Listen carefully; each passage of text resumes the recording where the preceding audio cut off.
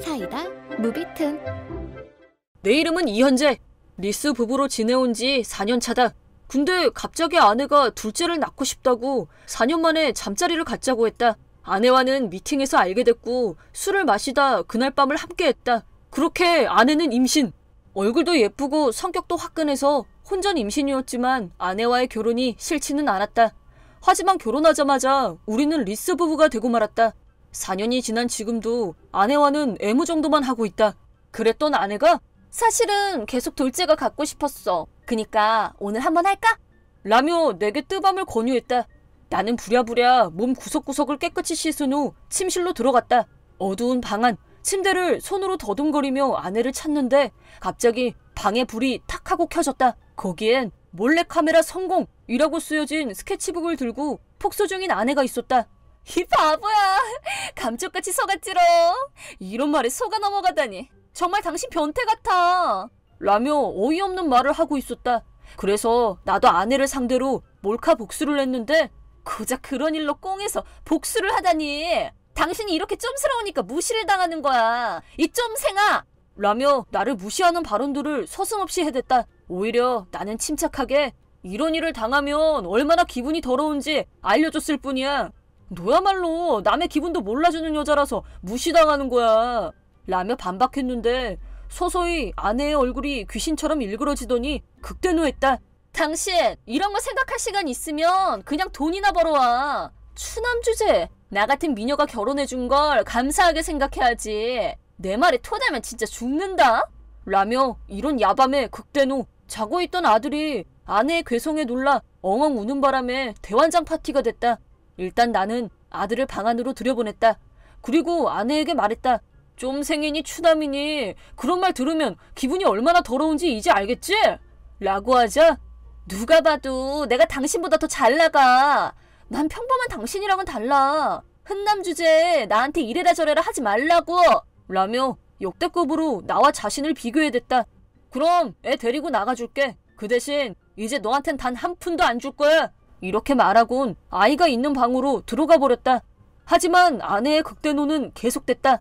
나와 이 새끼야! 방으로 도망가다니 이 비겁한 새끼!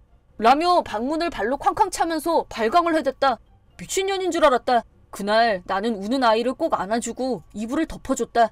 그리고 다음날 나는 아이를 부모님 집에 맡겼다. 아내와 장인, 장모님이 전화로 사죄했지만 아무렇지 않게 남편을 욕하고 유린해대는 인간을 아내로 인정하고 싶지 않네요. 아이도 있으니 이 이상 같이 사는 건 힘들겠습니다.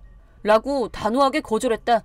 아내는 남편을 계속 강하게 휘어잡다 보면 남편과 아이를 굴복시킬 수 있을 줄 알았다고 했다. 그 썩어 빠진 성격부터 고치고 와. 그리고 너 자꾸 나한테 쫌생이 쓰레기라 그러는데 그런 나한테 이런 말을 듣는 네가 나보다 더 쓰레기라는 거야.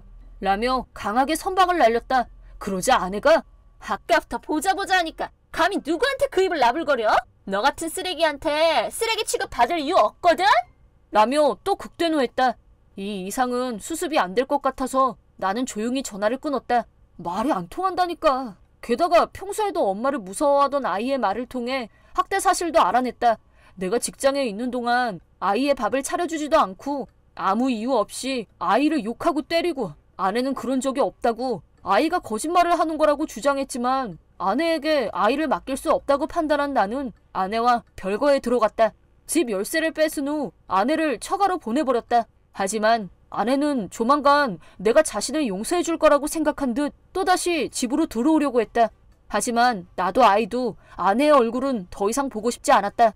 아내는 집 아파트로 와서는 문 열어! 날 쫓아내다니 비겁한 놈! 라는 등 큰 소리를 질러댔다. 나는 저 여자 좀 데려가 달라고 경찰에 신고했다. 그 후에도 전화를 걸어서는 됐으니까 빨리 내 생활비나 내놔. 감히 내가 누군지 알고? 넌 ATM보다 못한 쓰레기야. 애는 나 이기려고 볼부로 잡아둔 거야? 쓰레기 같은 놈? 과 같은 폭언을 해댔고 나는 모두 녹음했다.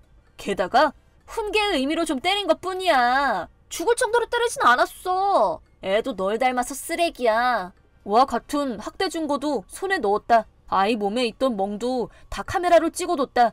집에서 변호사와 상담을 하고 있었는데 마침 아내가 집 앞에 와서 또다시 난리를 피웠다. 너무 시끄러웠고 결국 변호사분이 문 열어주시죠 라고 해서 문을 열어줬는데 아내는 내가 변호사를 부른 사실을 알자마자 변호사에게 저는 무능력한 쓰레기 불러봤자 소용없어. 법을 방패 삼아 싸우는 거 말곤 할 줄 아는 게 없지. 둘 다 쓰레기의 허세충. 아무튼 난 절대 이혼 안 할 거야. 라는 욕을 늘어놓곤 캐리어에 본인 짐을 쌌다. 변호사분은 집에 가기 전에 내게 아내분이 대단하시네요. 남편분도 저런 폭언에 지지 마시고 마지막까지 힘내봅시다. 라는 말을 하셨다. 그 후 장인어른에게서 전화가 왔다. 내가 변호사를 고용했다는 걸 아내가 말한 모양이었다. 장인어른은 재판으로 넘어가면 시간도 많이 들고 수고로우니까 합의로 끝내세. 이혼엔 응할 생각이고 자네 말도 모두 들어주겠네. 라고 했고 장인 장모님은 내게 진심으로 사죄하셨다. 그리고 어떻게든 재판만은 피하고 싶어 하셨다. 하지만 그런 부모님과는 정반대로 아내의 행동엔 개선의 여지가 없었다. 재판을 하고 싶으면 하면 되잖아. 난 재판에 안 나가면 그만이지. 절대 이혼은 못 해줘. 라며 아내는 내 말을 들으려고도 안 했다. 결국 아내와는 말이 안 통할 것 같아서 장인, 장모님과 나, 변호사까지 4명이서 이야기를 하게 됐다.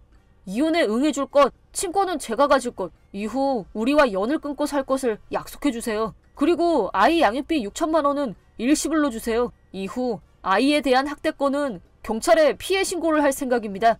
손자한테 학대라니 무슨 말인가 그게? 아내는 나와의 일들은 모두 부모님께 이야기했지만 아이를 학대한 이야기는 하지 않았다. 나는 학대 증거사진과 아내와의 통화 녹음을 장인 장모님께 모두 보여드렸다. 장인 장모님은 깜짝 놀라하셨다. 잠시 조용히 계시더니 장인어른이 말을 꺼냈다. 물론 경찰에 신고를 하든 안 하든 그건 자네의 선택이지만 손주를 생각해서 이것도 합의로 끝내고 싶네. 비록 이혼은 했지만 친모인 엄마에게 죄를 묻는 건 손주 입장에서도 최선의 선택은 아닌 듯 싶네. 절대 딸을 감싸고자 하는 말이 아니네. 손주를 위해 하는 말임을 알아줬으면 하네. 그 대신 딸은 우리가 우리 나름대로 벌하도록 하겠네.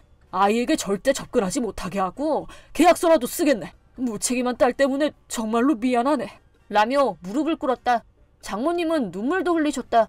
그래서 나는 결국 합의에 응하기로 했다. 다만 장인 장모님과 우리 부모님과는 사이가 좋으셨기에 가끔씩 손주를 만나게 해달라는 것과 아내는 절대 접근하지 못하게 하겠다는 약속을 하셨고 위자료 3천만 원과 양육비 6천만 원을 일시불로 받았다. 이게 장인 장모님이 최대한 마련해줄 수 있는 금액이라고 했다. 아내는 이혼 후 부모님 집으로 들어갔다. 그리고 아내에게 이 집에 사는 조건을 내걸었다. 조건은 다음과 같다. 일을 할 것, 모든 월급은 부모님께 맡길 것, 월급 관리도 부모님이 할 것. 왜 내가 일을 해야 하는데? 왜 일한 월급을 다 엄마 아빠한테 줘야 되냐고! 라며 난리를 피우다 장인어른한테 맞았다. 그럼 나가서 살래? 넌 돈도 한 푼 없고 월세를 얻을 돈도 없잖아. 여기 나가서 혼자 사는 건 상관없지만 우리는 물론 친척들도 네 보증인이 돼줄 생각은 없다. 즉 네가 세를 얻을 수 있는 집은 없단 얘기야. 라는 말을 듣고 부모님 말씀에 순순히 따랐다고 한다. 그 이후 아내는 일자리를 구했고 매달 받는 월급은 모두 부모님이 관리하고 계신다. 내게 주신 위자료와 양육비는 장인 장모님의 노후 자금이었으므로 아내에게 모두 받아낼 거라고 하셨다. 전액 회수까진 아내의 월급으로 계산해서 10년에서 15년 정도 걸릴 것 같다고 하셨다. 원래도 돈 씀씀이가 해팠던 아내는 이제 자유자재로 돈을 못 쓰게 된 건 물론 한 달 용돈도 고작 10만 원 정도라고 한다. 화장품도 못 사고 밖에서 점심도 못 사 먹어. 이건 완전 고문이야. 라며 한탄하고 있다고. 10년 15년이 아니라 부디 평생토록 아들을 학대한 죄를 뉘우치며 살길. 이번 영상은 어떠셨나요? 재밌게 보셨다면 구독, 좋아요에 댓글까지 달아주시면 감사하겠습니다. 그럼 다음 영상에서 만나요.